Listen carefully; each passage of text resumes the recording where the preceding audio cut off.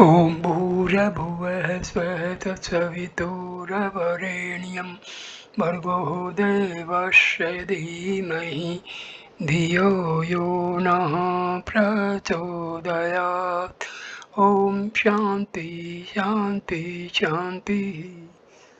Namaste my dear friends, this is video number 15 on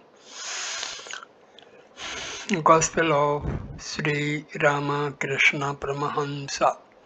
This video starts with chapter number 14, Instruction to Vaishnavas and Brahmos, Sunday, September 23, 1883. Sri Ramakrishna was sitting in his room at Dakshineswar with Rakhal M and other devotees. Hajra sat on the porch outside. The master was conversing with the devotees.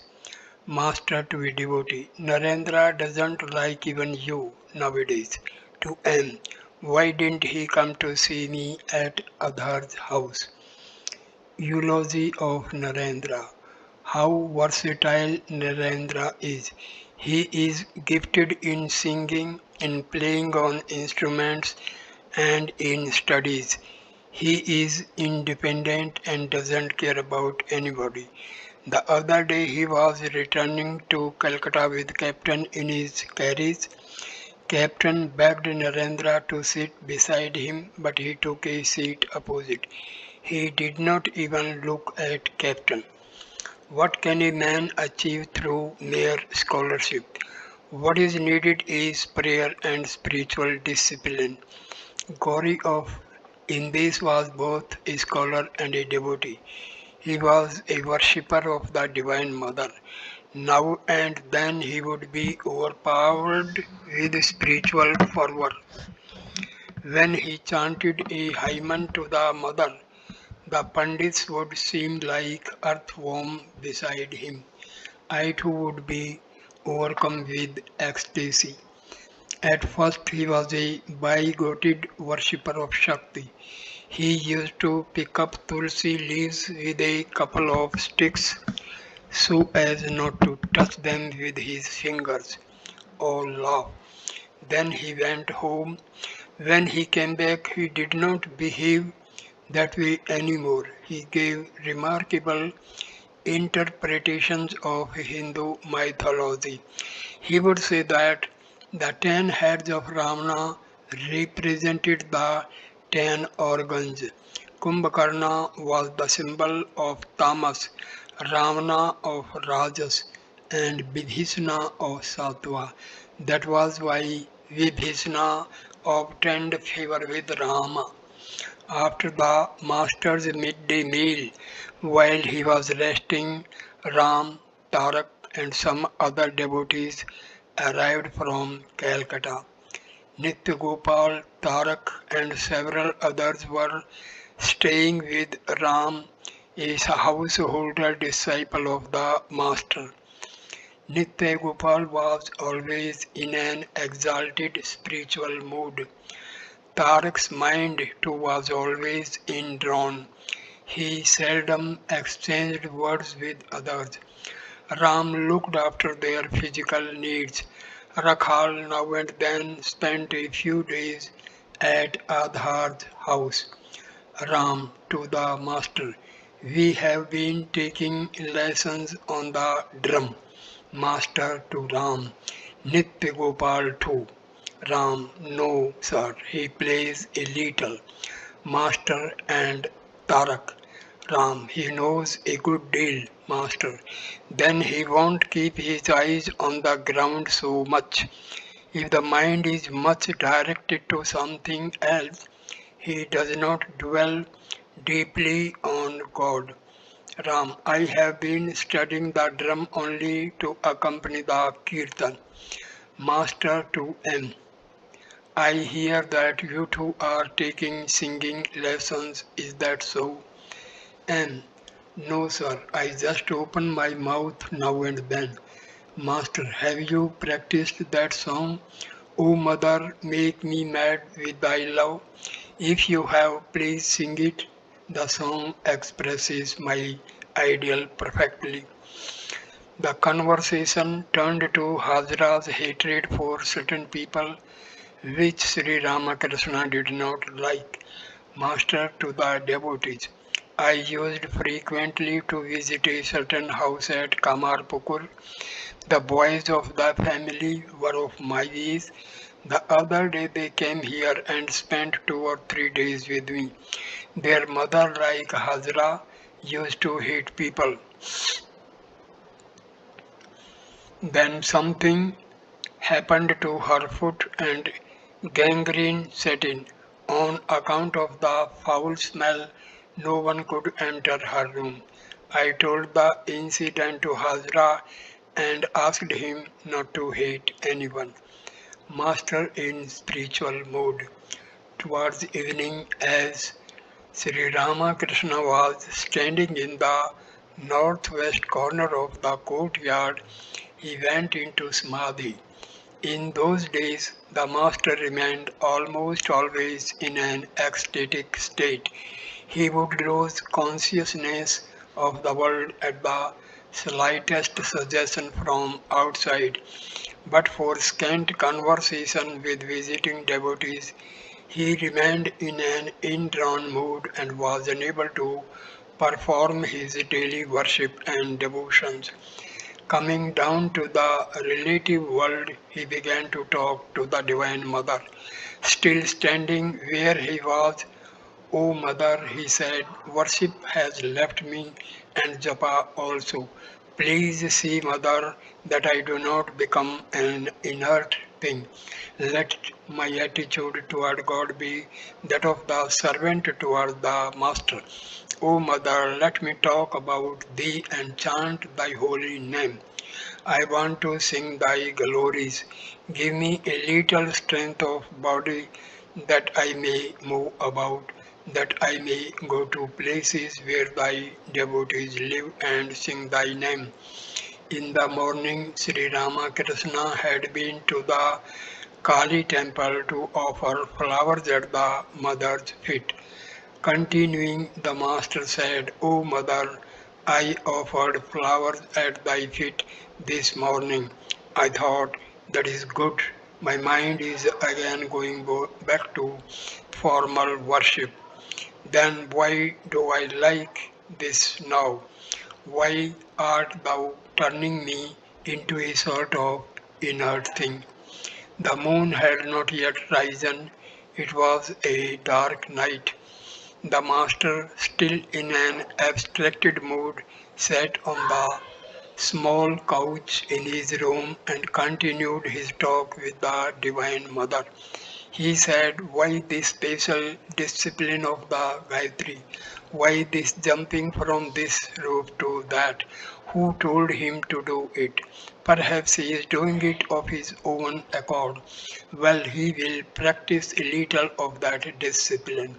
The previous day, Sri Ramakrishna had discouraged Isan about Vedic worship, saying that it was not suitable for the Kali Yuga. He had asked Isan to worship God as the Divine Mother. The Master said to M, are these all my fancies or are they real? M remained silent with wonder at the Master's intimate relationship with the Divine Mother. He thought she must be within us as well as without. Indeed, she must be very near us, or why should the Master speak to her in a whisper? Wednesday, September 26, 1883. There were very few devotees with the Master, for most of them came on Sundays. Rakhal and Latu were living with him the greater part of the time. Anne arrived in the afternoon and found the Master seated on the small couch. The conversation turned to Narendra, Master to M. Have you seen Narendra lately? With a smile he said of me, he still goes to the Kali temple, but he will not when he truly understands. His people are very much dissatisfied satisfied with him because he comes here now and then. The other day he came here in a hired carriage and Surendra paid for it. Narendra's aunt almost had a row with Surendra about it. The master left the couch and went to the northeast veranda where Hazra, Kisori, Rakhal and a few other devotees were sitting. Master to M. How is it that you are here today? Have you no school? M. Our school closed today at 1:30. Master, why so early? M. Vidyasagar visited the school. He owns the school, so the boys get a half holiday whenever he comes. Efficacy of truthfulness. Master, why does not Vidyasagar keep his word? If one who holds to truth and looks on woman as his mother does not realize God, then Tulsi is a liar. If a man holds to truth, he will certainly realize God. The other day, Vidyasagar said he would come here and visit me, but he has not kept his word. Difference between scholar and holy man. There is a big difference between a scholar and a holy man. The mind of a mere scholar is fixed on woman and gold, but the sadhu's mind is on the lotus feet of Hari. A scholar says one thing and does another, but it is quite a different matter with a sadhu. The words and actions of a man who has given his mind to the lotus feet of God are altogether different. In Banaras, I saw a young sannyasi who belonged to the sect of Nanak. He was the same age as you. He used to refer to me as the loving monk. His sect has a monastery in Banaras. I was invited there one day. I found that the Mahant was like a housewife. I asked him, what is the way for the Kali Yuga? He said, the path of devotion as enjoined by Narada. He was reading a book. When the reading was over, he recited, Vishnu is in water, Vishnu is on land, Vishnu is on the mountain top. The whole world is pervaded by Vishnu. At the end he said, peace, peace, abiding peace. Path of love suited to modern times. One day he was reading the Gita. He was so strict about his monastic rules that he would not read a holy book looking at a worldly man. So he turned his face towards me and his back on Mathur, who was also present. It was this holy man who told me of Narada's path of devotion as suited to the people of the Kali Yuga. And are not sadhus of his class followers of the Vedanta? Master, yes, they are, but they also accept the path of devotion. The fact is that in the Kali Yuga, one cannot wholly follow the path laid down in the Vedas. Once a man said to me that he would perform the Purascharna of the Gayatri. I said, why don't you do that according to the Tantra? In the Kali Yuga, the discipline of Tantra is very efficacious. It is extremely difficult to perform the rites enjoined in the Vedas. Further, at the present time, people lead the life of slaves. It is said that those who serve others for 12 years or so become slaves. They acquire the traits of those they serve. While serving their masters, they acquire the rajas, the tamas, the spirit of violence, the love of luxury, and other traits of their masters. Not only do they serve their masters, but they also enjoy a pension after their term of service is over. Description of various monks. Once a Vedantic monk came here. He used to dance at the sight of a cloud.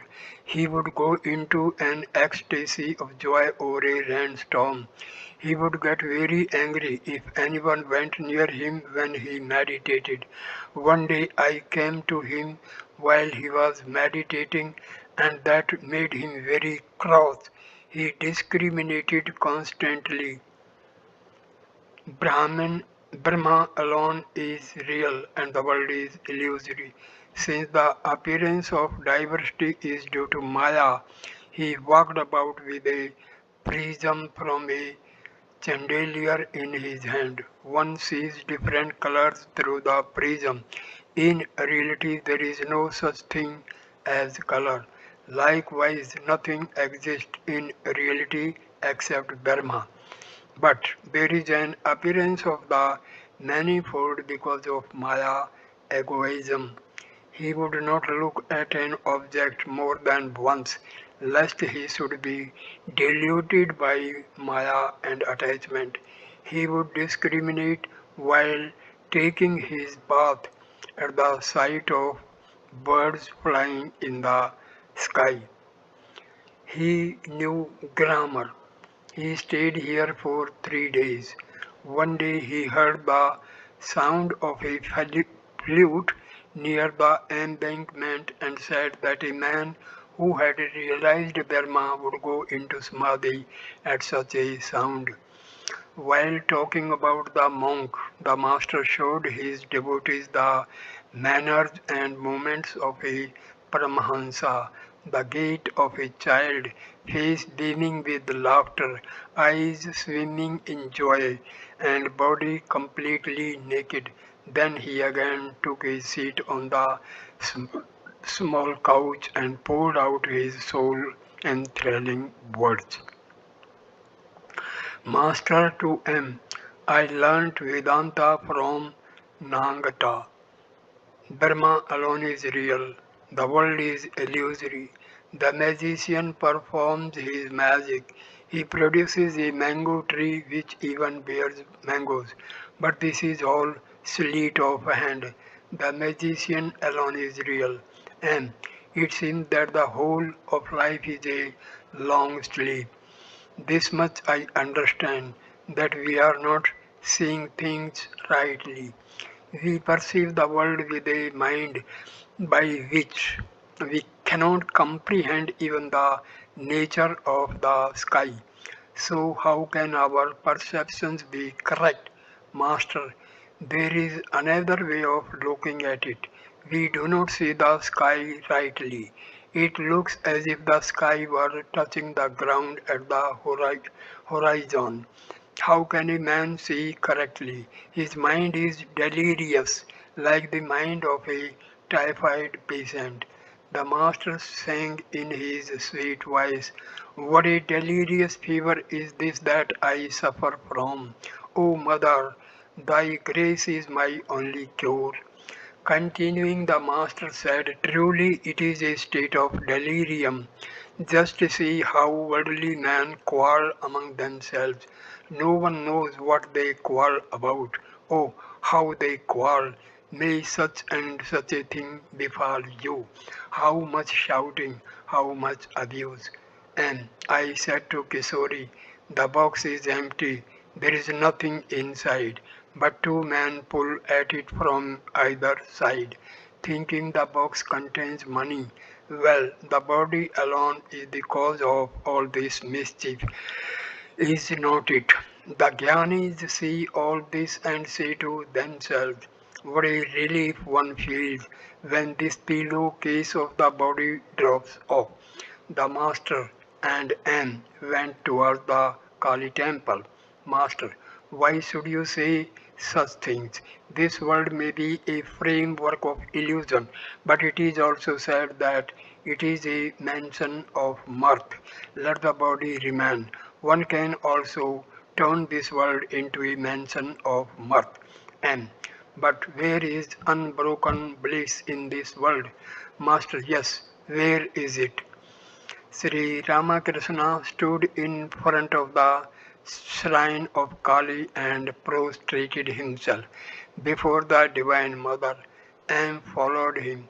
Then the Master sat on the lower floor in front of the shrine room, facing the blissful image, and leaned against a pillar of the Nata Mandir.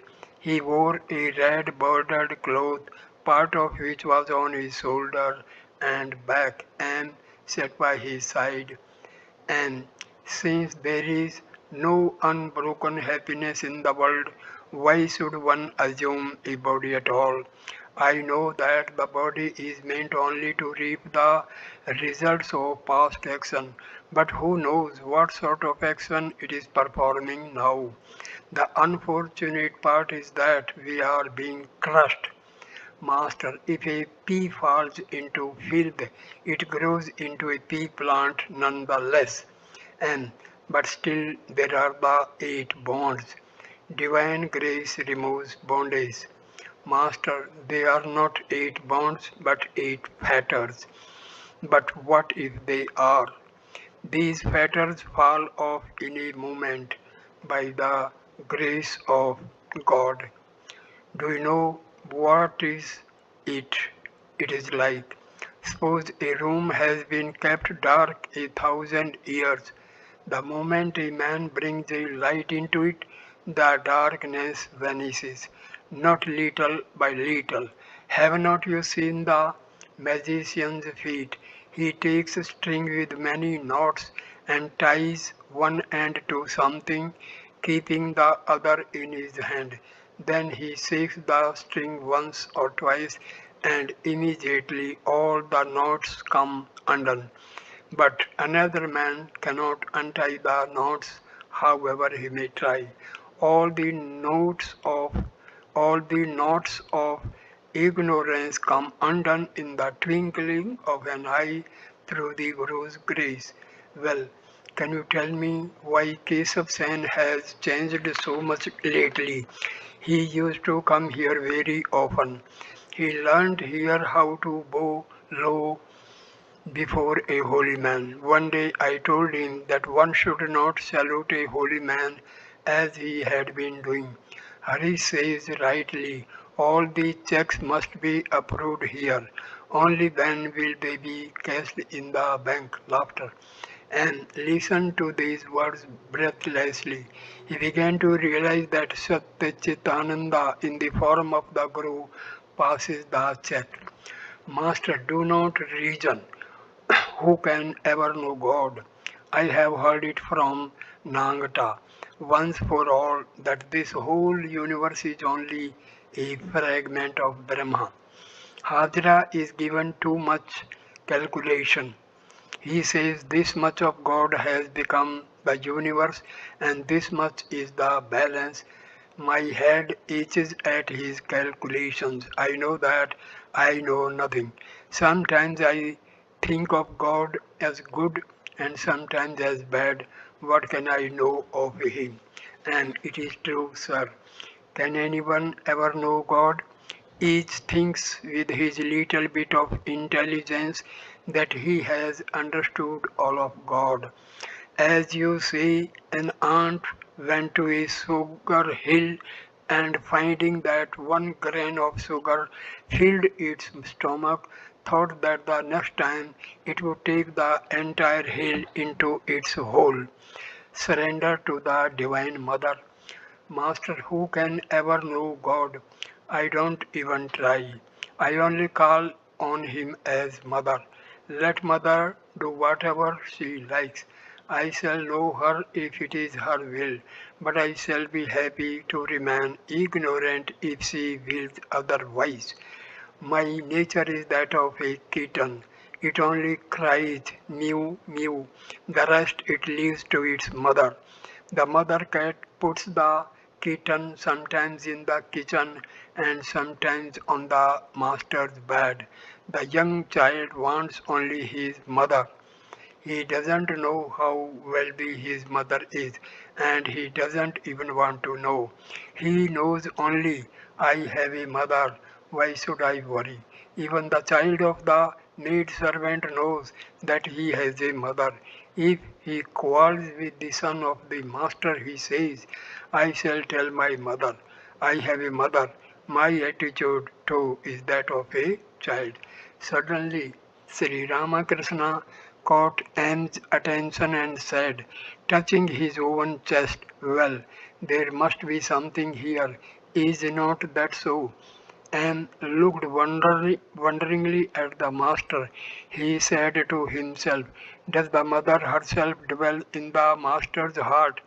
Is it the Divine Mother who has assumed this human body for the welfare of humanity? Sri Ramakrishna was praying to the Divine Mother. O Mother, O embodiment of Om. Mother, how many things people say about thee, but I don't understand any of them. I don't know anything. Mother, I have taken refuge at thy feet. I have sought protection in thee. O Mother, I pray only that I may have pure love for thy lotus feet, love that seeks no return. And Mother, do not delude me with thy world bewitching Maya. I seek thy protection. I have taken refuge in thee. The evening worship in the temples was over. Sri Ramakrishna was again seated in his room with Anne. M had been visiting the master for the past 2 years and had received his grace and blessings. He had been told that God was both with form and without form, that he assumed forms for the sake of his devotees. To the worshipper of the formless God, the Master said, hold to your conviction, but remember that all is possible with God. He has form and again he is formless. He can be many things more. Master to M. You have accepted an ideal that of God without form, is not that so? And yes, sir, but I also believe what you say that all is possible with God. It is quite possible for God to have formed Master Good. Remember further that as consciousness, He pervades the entire universe of the living and non living. And I think of Him as the consciousness in conscious beings. Master, stick to that ideal now. There is no need of tearing down and changing one's attitude. You will gradually come to realize that the consciousness in conscious beings is the consciousness of God. He alone is consciousness. Let me ask you one thing. Do you feel attracted to money and treasures? And no, sir, but I think of earning money in order to be free from anxiety, to be able to think of God without worry. Master, oh, that's perfectly natural. And is it greed? I don't think so. Master, you are right. Otherwise, who will look after your children? What will become of them if you feel that you are not the doer? And I have heard that one cannot attain knowledge as long as one has the consciousness of duty. Duty is like the scorching sun. Master, keep your present attitude. It will be different when the consciousness of duty drops away of itself. They remained silent a few minutes. And to enter the world after attaining partial knowledge. Why? It is like dying in full consciousness as in cholera. Master, oh Ram, Ram. The idea in M's mind was that just as a cholera patient feels excruci- excruciating pain at the time of death because of retaining consciousness, so also a jnani with partial knowledge must feel extremely miserable, leading the life of the world which he knows to be illusory. And people who are completely ignorant are like typhoid patients who remain unconscious at the time of death and so do not feel the pain. Master, tell me, what does one attain through money? Jayagopal Sen is such a wealthy man, but he complains that his children don't obey him. And is poverty the only painful thing in the world? There are the six passions beside, then disease and grief. Master, and also name and fame, the desire to win people's recognition. Well, what do you think my attitude is? And it is like that of a man just awakened from sleep. He becomes aware of himself. You are always united with God. Master, do you ever dream of me? And yes, sir, many times. Master, how? Did you dream of me as giving you instruction? And remained silent, Master. If you ever see me instructing you, then know that it is Satchitananda himself that does so. And related his dream experiences to Sri Ramakrishna, who listened to them attentively. Master to him, that's very good. Don't reason any more. You are a follower of Shakti. Wednesday, October 10, 1883. Visit to Adhar's house. Adhar had invited the master to come to his house on the occasion of the Durga Puja festival. It was the third day of the worship of the Divine Mother. When Sri Ramakrishna arrived at Adhar's house, he found Adhar's friend Sharda, Balram's father, and Adhar's neighbors and relatives waiting for him. The master went into the worship hall to see the evening worship. When it was over, he remained standing there in an abstracted mood and sang in praise of the Divine Mother. Glories of the Divine Mother, out of my deep affliction rescue me, O Redeemer. Terrified by the threats of the King of Death am I. Left to myself, I shall perish soon. Save me, oh, save me now, I pray. Mother of all the worlds, thou the sport of mankind, thou the bewitcher of all, the mother of all that has life. Vrindavan's charming Radha art thou, dearest playmate of Birja's beloved, blissful comrade of Krishna, wellsprings of Krishna's Leela, child of Himalaya, best of the gopis, beloved of Govinda, sacred Ganga, giver of moksha, Shakti, the universe sings thy praise. Thou art the spouse of Shiva, the ever blessed, the all. Sometimes thou takest form and sometimes art absolute. Eternal beloved of Mahadeva, who can fathom thine infinite glories? The master went to the Adhar's drawing room on the second floor and took a seat surrounded by the guests. Still in a mood of divine fervor, he said, Gentlemen, I have eaten. Now go and enjoy the feast. Was the master hinting that the Divine Mother had partaken of Adhar's offering?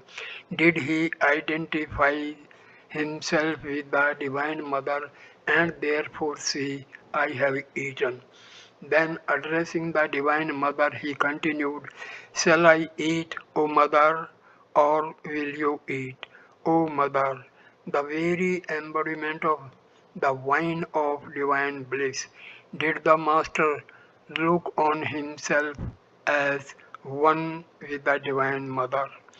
Had the Mother incarnated herself as the Son to instruct mankind in the ways of God? Was this why the Master said, I have eaten? In that state of divine ecstasy, Sri Ramakrishna saw the six centers in his body and the Divine Mother dwelling in them. He sang a song to that effect. Again he sang, "My mind is overwhelmed with wonder, pondering the Mother's mystery. Her very name removes the fear of Kala, death himself. Beneath her feet lies Mahakala. Why should her hue be Kala black? Many the forms of black, but she appears astoundingly black. When contemplated in the heart, she lights the lotus that blossoms there. Her form is black and she is named Kali, the Black One. Blacker than black is she. Beholding her man is a bewitched for evermore. No other form can he enjoy. In wonderment asks Ramprasad, where dwells this woman so amazing? At her mere name, his mind becomes at once absorbed in her, though he has never yet beheld her. The fear of the devotees flies away if they but seek shelter at the feet of the Divine Mother. Was that why the Master sang the following song? I have surrendered my soul at the fearless feet of the Mother. Am I afraid of death any more? Unto the turf of hair on my head is tied the almighty mantra, Mother Kali's name. My body I have sold in the marketplace of the world, and with it have brought Sri Durga's name. Deep within my heart I have planted the name of Kali, the wish fulfilling tree of heaven. When Yama, king of death, appears to him, I shall open my heart and show it growing there. I have cast out from me my six unflagging foes. Ready I am to sail life's sea, crying to Durga victory. Sarda was stricken with grief on account of his son's death. So Adhar had taken him to Dakshineswar to visit the master. Sarda was a devotee of Sri Chaitanya. Sri Ramakrishna looked at him and was inspired with the ideal of Gauranga. He sang, why has my body turned so golden? Is it not time for this to be?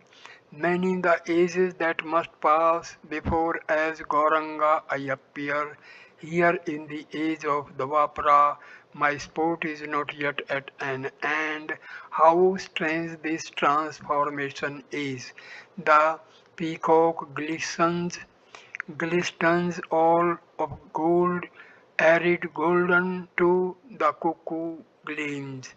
Everything around me here has turned to gold, not else appear but gold, whichever way I look. What can it mean, this miracle, that everything I see is gold? Ah, I can guess its meaning now. Radha has come to Mathura, and that is why my skin is gold, for she is like the Brahmra and so has given me her hue. Dark blue my body was but now, yet in the twinkling of an eye, it turned to gold. Have I become Radha by contemplating her? I cannot imagine where I am in Mathura or Navadvipa, but how could this have come to pass? Not yet is Balrama born as Nitai, nor has Narada become Srivas, nor Yasoda as mother Sachi yet returned. Then why should I among them all alone assume a golden face? Not yet is Father Nanda born as Jagannath. Then why should I be thus transmuted into gold? Perhaps because in Mathura sweet Radha has appeared, my skin has borrowed Gauranga's golden hue. Sri Ramakrishna sang again, still overpowered with the ideal of Gauranga. Surely Gauranga is lost in a state of blissful ecstasy. In an exuberance of joy, he laughs and weeps and dances and sings. He takes a wood for Vrindavan, the Ganges for the blue Jamna. Loudly he sobs and weeps, yet though he is all gold without, he is all black within, black with the blackness of Krishna. The master continued to sing, assuming the attitude of a woman devotee infatuated with love for Gauranga. Why do my neighbors raise such a scandal? Why do they cast aspersions upon me simply because of Gauranga? How can they understand my feelings? How can I ever explain? Can I ever explain at all? Alas, to whom shall I explain it? Ah, but they make me die of shame. Once on a time, at the house of Srivas, Gora was loudly singing the Kirtan when, on the ground of the courtyard falling, he rolled in an ecstasy. I, who was standing near him, seeing him where he lay entranced, was suddenly lost to outward sense until the wife of Srivas revived me. Another day in the Bhakta's procession, Gora was sweetly singing the Kirtan, clasping the outcast to him. He softened the unbelievers' hearts, though Nadia's marketplace through Nadia's marketplace, he chanted Lord Hari's holy name. I followed the throng and from close by caught a glimpse of his golden feet. Once by the Ganges bank he stood, his body bright as the sun and moon, charming all with his beauty. I too had come to fetch some water, and as I looked from one side, my water jar slipped and fell to the ground. My sister-in-law, the gossip, saw me, and now she is spreading it everywhere.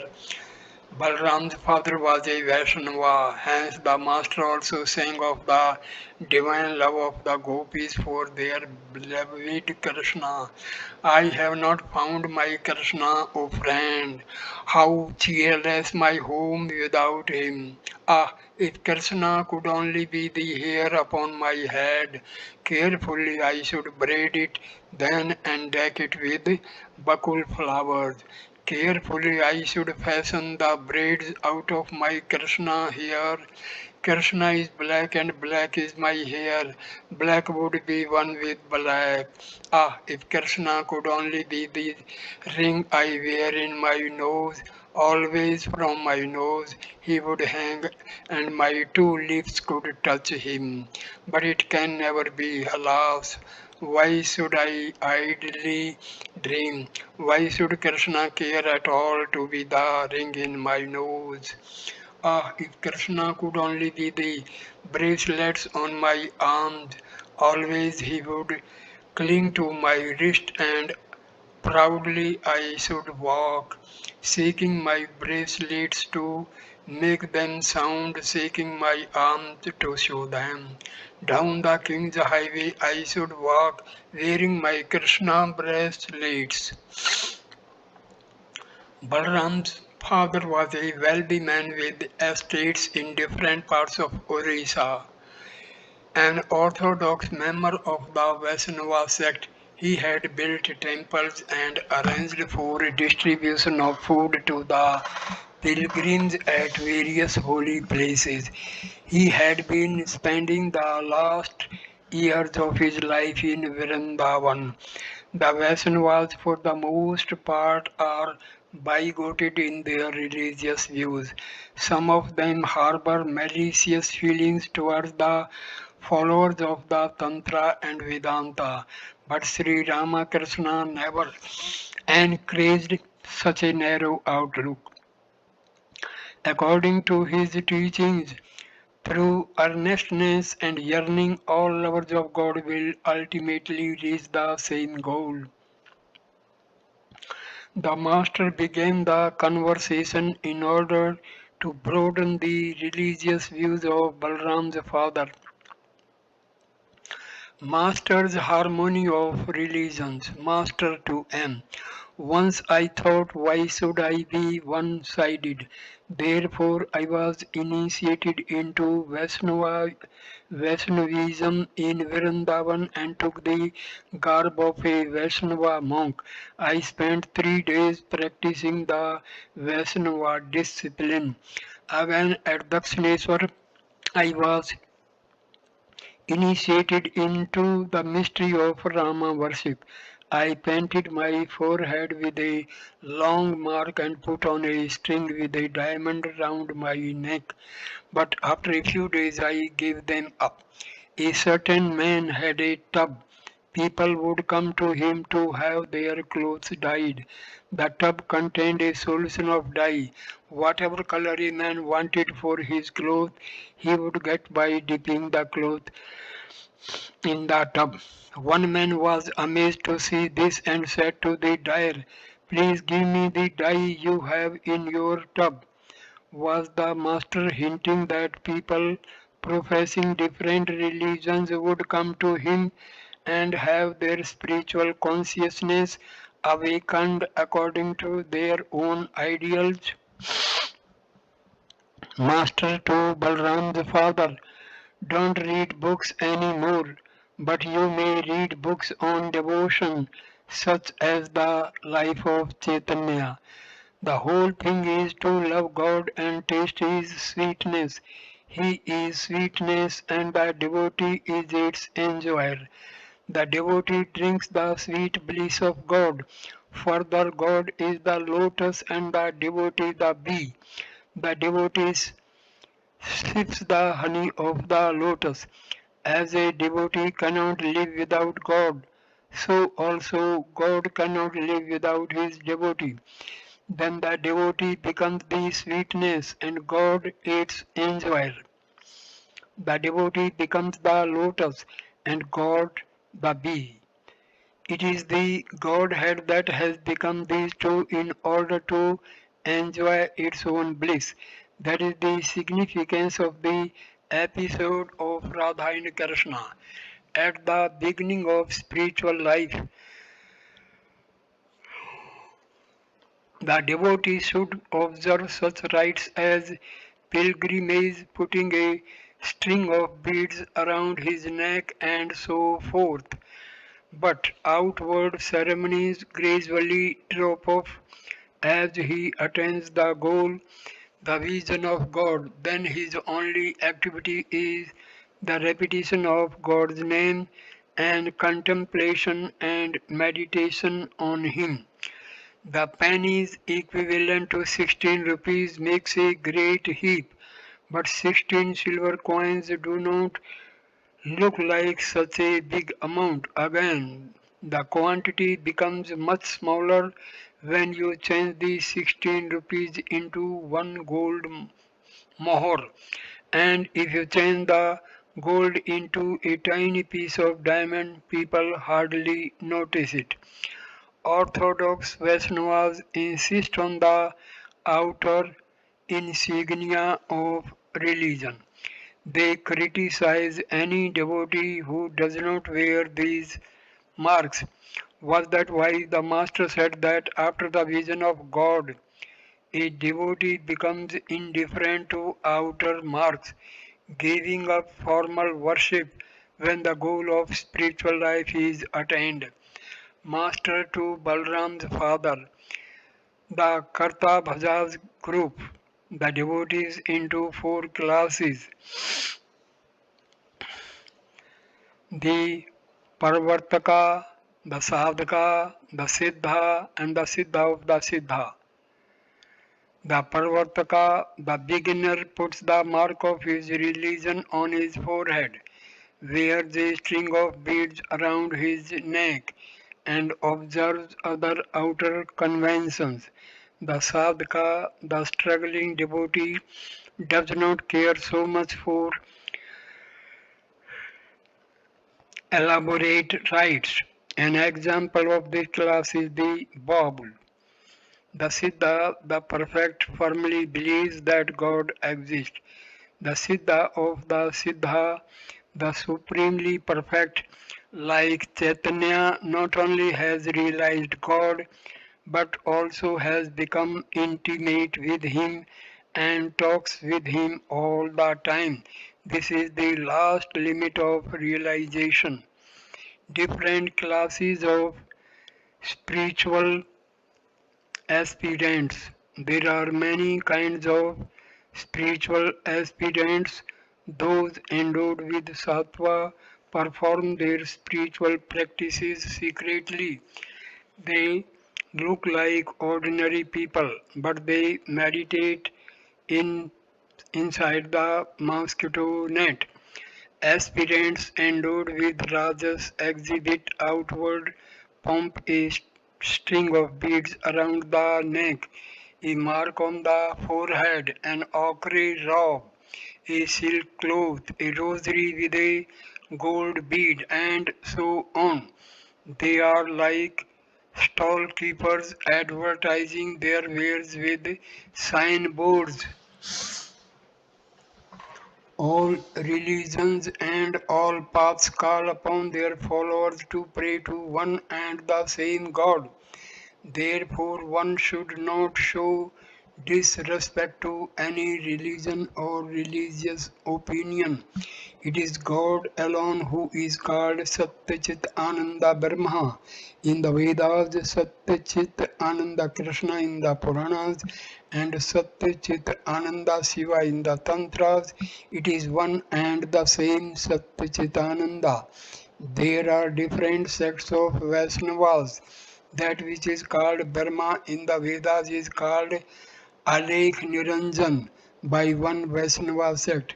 Alekh means that which cannot be pointed out or perceived by the sense organs. According to this sect, Radha and Krishna are only two bubbles of the Alekh. According to the Vedanta, there is no incarnation of God. The Vedanta say that Rama and Krishna are but two waves in the ocean of Satchitananda. In reality, there are not two, there is only one. A man may call on God by any name. If he is sincere in his prayer, he will certainly reach him. He will succeed if he has longing. As Sri Ramakrishna spoke these words to the devotees, he was overwhelmed with divine fervor. Coming down to partial consciousness of the world, he said to Balram's father, "Are you the father of Balram?" All sat in silence. Balram's aged father was silently telling his beads. Futility of worship without yearning. Master to M and the others. Well, these people practice so much japa and go to so many sacred places. But why are they like this? Why do they make no progress? In their case, it seems as if the year consists of 18 months. Once I said to Harish, what is the use of going to Banaras if one does not feel restless for God? And if one feels that longing, then this very place is Banaras. They make so many pilgrimages and repeat the name of God so much, but why do they not realize anything? It is because they have no longing for God. God reveals Himself to the devotee of only if only he calls upon Him with a longing heart. At the beginning of a yatra performance, much light-hearted restlessness is to be observed on the stage. At the time one does not see Krishna. Next the sage Narada enters with his flute and sings longingly, O Govinda, O my life, O my soul. Then Krishna can no longer remain away and appears with the cowherd boys. Tuesday, October 16, 1883. Sri Ramakrishna was in his room with Rakhal, Balram's father, Beni Pal, M. Mani Malik, Ishan, Kishori, and other devotees. Master, liberal minded devotees accept all the forms of God, Krishna, Kali, Shiva, Rama, and so on. Balram's father, yes, sir, it is like a woman's recognizing her husband, whatever clothes he wears. Unwavering devotion to God. Master, but again there is a thing called Nishtha, single minded devotion. When the gopis went to Mathura, they saw Krishna with a turban on his head. At this they pulled down their veils and said, Who is this man? Where is our Krishna with the peacock feather on his crest and the yellow cloth on his body? Hanuman also had that unswerving devotion. He came to Dwarka in the cycle of Dwapara. Krishna said to Rukmani, his queen, Hanuman will not be satisfied unless he sees the form of Rama. So to please Hanuman, Krishna assumed the form of Rama. But, my dear sir, I am in a peculiar state of mind.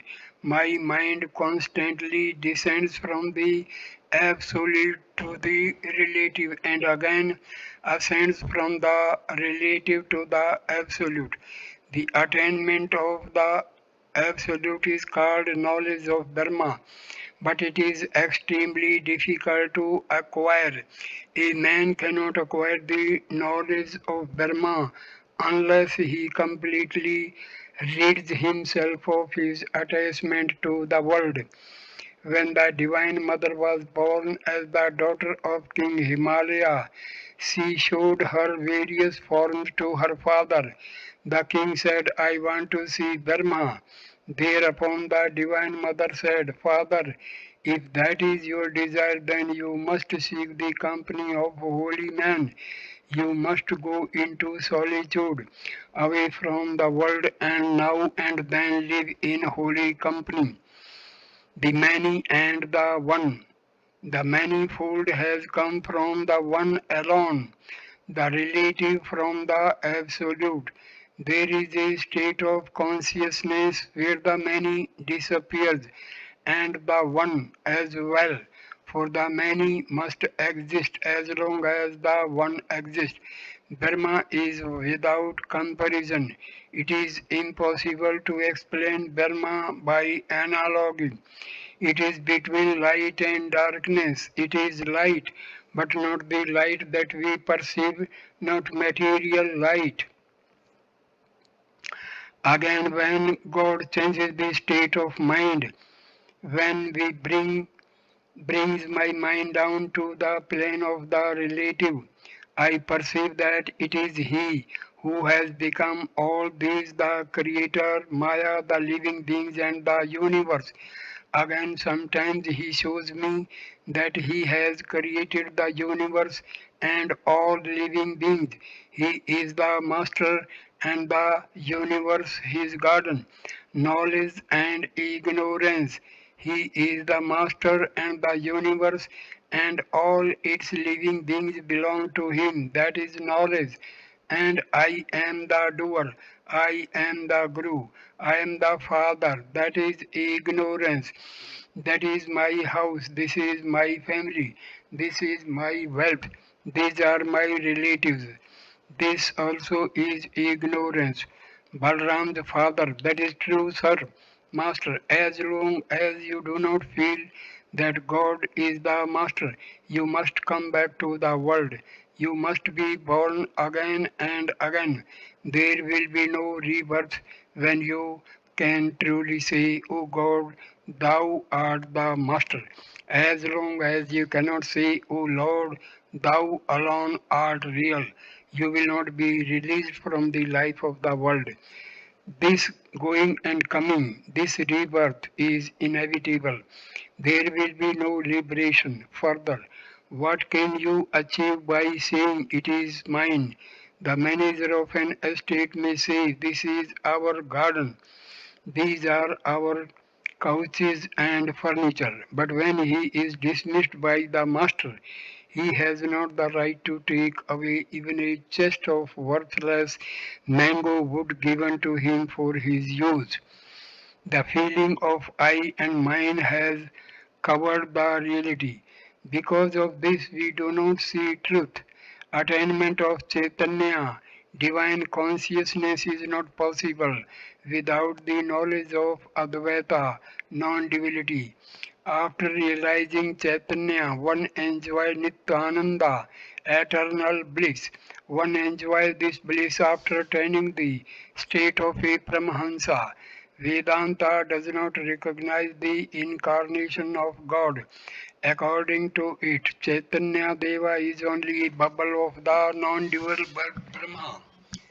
Do you know what the vision of divine consciousness is like?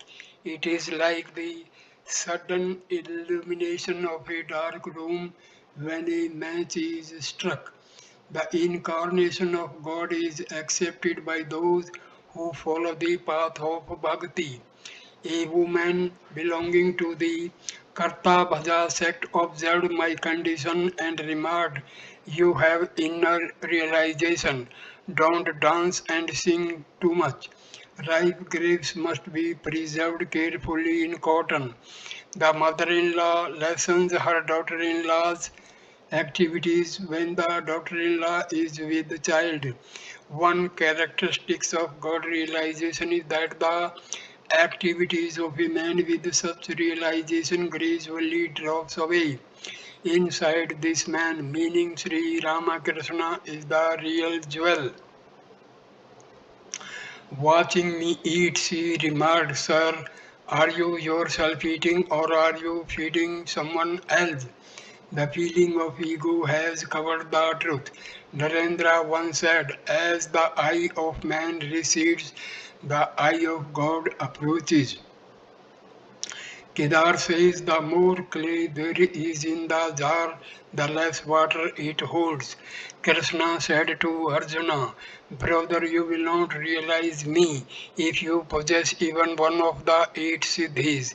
These give only a little power. With healing and the like, one may do only a little good to others. Is not that true? Therefore I prayed to the Divine Mother for pure love only, a love that does not seek any return. I never asked for occult powers. While talking thus, Sri Ramakrishna went into Samadhi.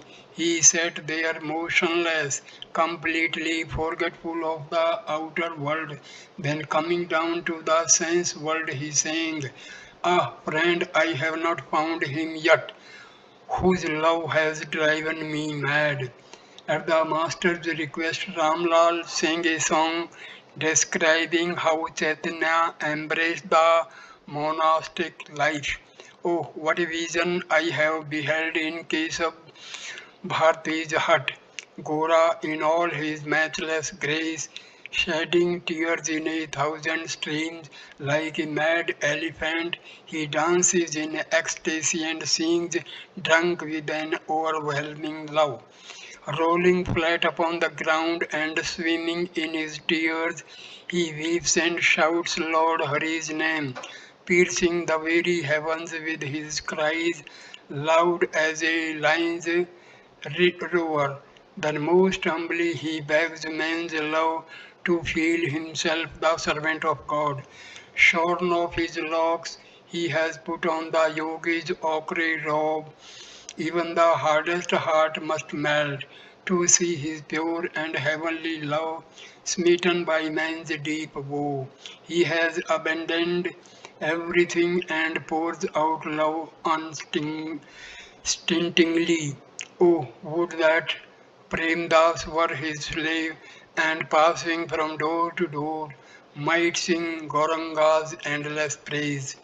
The master asked Mani Malik to quote the words of Tulsidas to the effect that one who had developed love of God could not observe caste distinctions. Mani. The throat of the Chatak bird is pierced with thirst. All around are the waters of the Ganges, the Jamuna, the Sarju, and of innumerable other rivers and lakes. But the bird will not touch any of these. It only looks up expectantly for the rain that falls when the star Swati is in the ascendant. Master, that means that love for the lotus feet of God is alone real and all else illusory. Money. Tulsi also said at the touch of the philosopher's stone, the eight metals become gold. Likewise, all caste, even the butcher and the untouchable, become pure by repeating Hari's name. Without Hari's name, the people of the four castes are but butchers. Master, the hide that the scripture forbid one to touch can be taken inside the temple after it has been tanned. Chanting God's holy name, man becomes pure by repeating the name of God. Therefore, one should practice the chanting of God's name. I said to Jaddu Malik's mother, in the hour of death you will think only of worldly things of family, children executing the will, and so forth. The thought of God will not come to your mind. The way to remember God in the hour of death is to practice now the repetition of His name and the chanting of His glories. If one keeps up this practice, then in the hour of death one will repeat the name of God. When the cat pounces upon the bird only squawks and does not say Rama, Rama, Hare Krishna. It is good to prepare for death. One should constantly think of God and chant His name in solitude during the last years of one's life. If the elephant is put in the stable after its bath, it is not soiled again by dirt and dust. Balram's father, Mani, Malik, and Beni Pal were all elderly men. Did the master give this instruction especially for their benefit, master? Why do I ask you to think of God and chant His name in solitude? Living in the world day and night, one suffers from worries. Have not you noticed brother killing brother for a foot of land? The Sikhs said to me, the cause of all worry and confusion is these three: land, woman, and money. You are leading a householder's life. Why should you be afraid of the world? When Rama said to Dasaratha that he was going to renounce the world, it worried his father, and the king sought counsel of Vasishtha. Vasishtha said to Rama, Rama, why should you give up the world? Reason with me. In this world outside God, is this world outside God? What is there to renounce and what is there to accept? Nothing whatsoever exists but God. It is Brahma alone that appears as Ishvara, Maya, living beings, and the universe. Balram's father, it is very difficult, sir. Master, the aspirant, while practicing spiritual discipline, looks upon the world as a framework of illusion. Again, after the attainment of knowledge, the vision of God, this very world becomes to him a mansion of mirth. It is written in the books of the Vaishnavas, God can be attained through faith alone. Reasoning pushes him far away, faith alone. What faith Krishna Kishore had. At Vrindavan, a low caste man drew water from him from a well. Krishna Kishore said to him, repeat the name of Shiva. After the man had repeated the name of Shiva, Krishna Kishore unhesitatingly drank the water. He used to say, if a man chants the name of God, does he need to spend money any more for the atonement of his sins? How foolish! He was amazed to see people worshipping God with the sacred tulsi leaf in order to get rid of their illness. At the bathing ghat, here he said to us, please bless me that I may pass my days repeating Rama's holy name. Whenever I went to his house, he would dance with joy at the sight of me. Rama said to Lakshmana, brother, whenever you find people singing and dancing in the ecstasy of divine love, know for certain that I am there. Chaitanya is an example of such a ecstatic love. He laughed and wept and danced and sang in divine ecstasy. He was an incarnation. God incarnated himself through Chaitanya. Sri Ramakrishna sang a song describing the divine love of Chaitanya. Then Balram's father Mani Malik, Bani Pal and several other devotees took leave of the master. In the evening, devotees from Kansari Tola, Calcutta arrived. The master danced and sang with them in a state of divine fervor. After dancing, he went into a spiritual mood and said, I shall go part of the way myself. Kishori came forward to massage his feet, but the master did not allow anyone to touch him. Ishan arrived. The master was seated still in a spiritual mood. After a while he became engaged in talk with Ishan. It was Ishan's desire to practice the Purascharna of the Gayatri. Master to Ishan, follow your own intuition. I hope there is no more doubt in your mind. Is there any? The path of the Veda is not meant for the Kali Yuga. The path of Tantra is efficacious. Ishan, I have almost resolved to perform an atonement ceremony. Master, do you mean to say that one cannot follow the path of Tantra? That which is Brahma is also Shakti, Kali.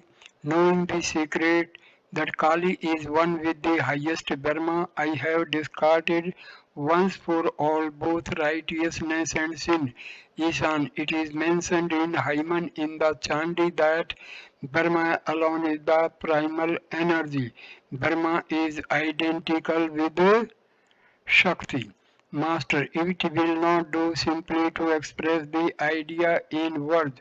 Only when you assimilate it will all be well with you. When the heart becomes pure through the practice of spiritual discipline, when one rightly feels that God alone is the doer, He alone has become mind, life and intelligence. We are only His instruments.